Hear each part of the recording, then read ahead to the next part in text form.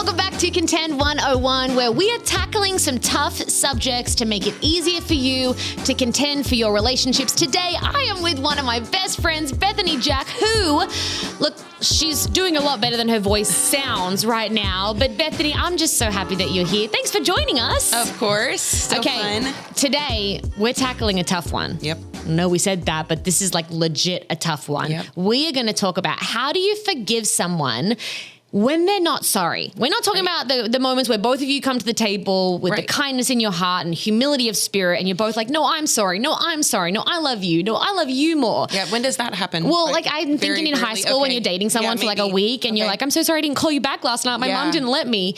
We're talking about real life stuff. As always, we're going to set the time up because we believe that it doesn't take a very, very long time to be able to invest in our relationships. So Bethany, I felt like you were the perfect person for this. Not only have I come to you in my own life and be like, but this person's not even sorry. And you have been able to walk me through some tough moments where I knew biblically God had called me to forgive someone. Right. I just didn't want to, you know? Right. Like that's not fair. They're not even sorry. They're so mean. Like, why do I have to do this?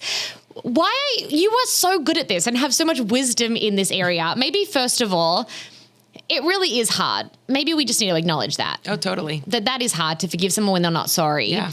Where has this happened in your life? Where have you seen this? How have you become the Yoda of Church for the One when it becomes forgiving someone that isn't sorry? You sound like it. You can speak like that in sentences that don't make sense either. But yeah. So first of all, you say I'm so good at this. No, I just have to constantly remind myself that this is what we're called to. Got it. I've had several situations in my life where I didn't realize that I was called to forgive. Interesting. Okay. Like I know we're supposed to forgive, but I was waiting for a sorry. Yeah. And I'm going to forgive as soon as they say sorry. And I think so many of us get there. Yeah. And I knew that was biblical. And something happened in my life that I realized that maybe was never coming. A sorry was not going to come because maybe they didn't even realize they did anything wrong or still think they're right. Yeah. You know, even when they do know. Right. So I think situations have happened in my life personally, or maybe somebody says something that they don't mean to say to hurt you, but it does hurt. And something spoke to me at one point that God calls us to be sorry or to forgive, even when somebody's not sorry. And that's hard. That's really hard. Yeah. And to acknowledge that. And that's especially what you just said of like when someone, even though they know they did something wrong, I mean, we all do it. We all justify what we said or how we acted because of what the other person had done. But that's not what we're talking about. Right. And you said something in a message that you preached last year about your kids growing up as pastors' kids and the fact that sometimes they have to hear some stuff about their dad that isn't very nice. Right. And growing up as a pastor's kid myself, I came into contact with that a lot. People talking about my church in a bad way, people talking about my dad or my parents. And it's not that it's not that I ever thought my dad was perfect. It's just I really came face to face with these people that in their own way of viewing things felt like they were right. And I really had to go through a big process of forgiving people that I would never get a sorry from. How do we do that? So I think what finally settled with me is that, I was becoming really bitter. Things were said, no, sorry. And I'm going, you're Christian people. Yes. This isn't even the non-Christians we're talking about. Like, this is people we go to church to. Christian people that maybe say something that's really hurtful. And you internalize it. And I realized over time I was becoming more bitter. And at some point I thought there has to be a solution to this. Wow. And I started reading and learning about forgiveness and realizing that the longer that I hold it in without forgiving, the more bitter I'm going to become. And I have control of that. Right. I have control of how I get to feel about a situation. No one else in the world gets control of my feelings and emotions. Wow. And so something came to mind, and I was reading and trying to figure this out because I realized something had to change. I can't walk around bitter all the time or not treating somebody kind because maybe they hurt me. And so something popped into my head and I was reading about forgiveness. And, in Matthew, it says that Jesus says to forgive others 77 times 7, Well, 7, you like 7. me, Like it's did all the equivalent math, and I was like, well, technically that's only this many times. Right. And my brother has done something more than that. So, right. But the point of the passage is you're called to continue to forgive. Over and over and I think, over again. I think what happens is, something might happen that hurts me. Yeah. And I'm like, okay, I forgive you. And I feel better and I feel great. Well, guess what? Something else might happen from that same person. And it's like, listen, I gave him a chance last time. I'm done. And there's a difference in giving full trust. Yeah.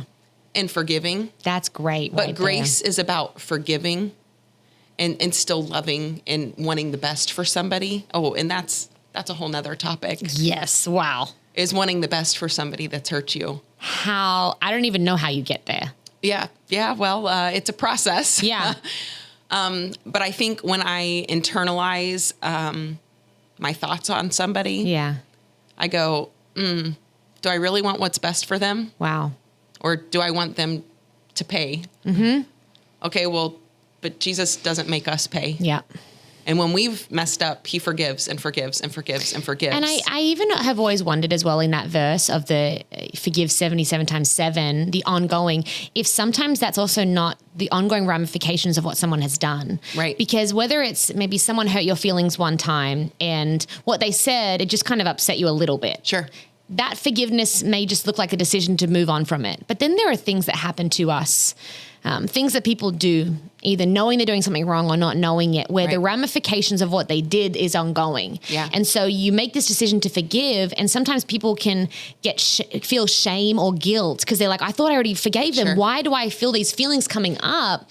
Could it be that decision to forgive is the decision to forgive the ongoing effects of the next time you wake up and you're like, wait, why am I angry about that person again? Or you're still dealing with the symptoms of somebody else's choices, whether it's a decision to forgive someone that keeps doing wrong or to forgive someone because the ramifications of what they did are ongoing.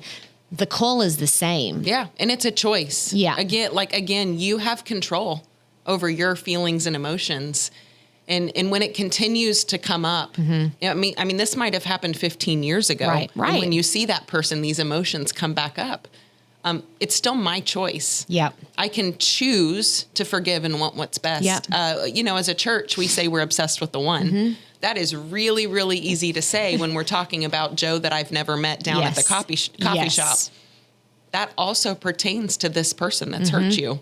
We're obsessed with them too. Yeah. And because God is, he wants relationship with everyone. Yes, that's right. And that's tough. It really is. And I think that one of the really cool things about this is not only that you do this very well in your life, but when it comes to forgiving, you're talking about taking back control.